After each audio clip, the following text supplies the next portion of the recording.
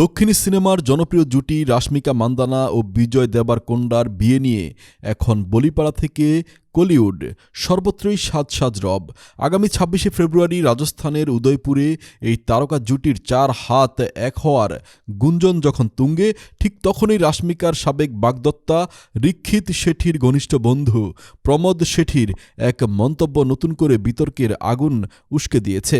সম্প্রতি এক সাক্ষাৎকারে প্রমোদ শেঠির কাছে জানতে চাওয়া হয়েছিল তিনি রাশমিকার বিয়ের আমন্ত্রণপত্র পেয়েছেন কিনা।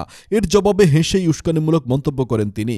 প্রমোদ বলেন, এখনও রাশমিকার বিয়ের কার্ড পাইনি, পেলে অবশ্যই যাব, তবে আমরা জানি সে আমাদের আমন্ত্রণ করবে না, এতে নতুন কিছু নেই। তার এই রহস্যময় হাসি এবং মন্তব্য মুহূর্তে ভাইরাল হয়ে যায়, যা রাশমিকা ভক্তদের মনে তীব্র ক্ষোভের সৃষ্টি করেছে। প্রমোদের এই মন্তব্যকে সস্তা প্রচার হিসেবে দেখছেন নেটিজনরা। সামাজিক যোগাযোগ মাধ্যমে বইছে সমালোচনার ঝড়। একজন লিখেছেন, সম্পর্ক ভেঙে যাওয়ার পর কেউ কি তার সাবেক বাগদত্তা ও তার বন্ধুদের দাওয়াত দেয়? আরেক ভক্তের প্রশ্ন, যে রিক্ষিত ও তার বন্ধুরা রাশমিকাকে একসময় অপমান ও হয়রানি করেছিলেন, তাদের কেন তিনি আমন্ত্রণ জানাবেন? অনেকে বলছেন রাশমিকার সাফল্য সহ্য করতে না পেরেই পুরনো কাসুন্দি ঘাটছেন প্রমোদ।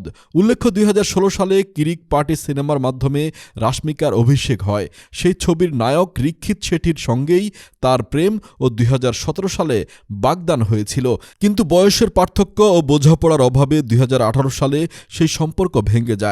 তখন রাশমিকাকে ব্যাপক ট্রলের শিকার হতে হয়েছিল, যা তাকে মানসিকভাবে বিপর্যস্ত করে ফেলেছিল। সব তিক্ততা পেছনে ফেলে রাশমিকা এখন বিজয়ের ঘরণী হওয়ার অপেক্ষায়।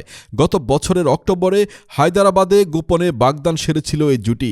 ২৬শে ফেব্রুয়ারি উদয়পুরে অত্যন্ত ঘনিষ্ঠ পরিসরে তাদের বিয়ের আয়োজন চলছে বলে জানা গেছে। যদিও এই বিষয়ে এখনও আনুষ্ঠানিক কোনো ঘোষণা দেননি এই তারকা যুগল।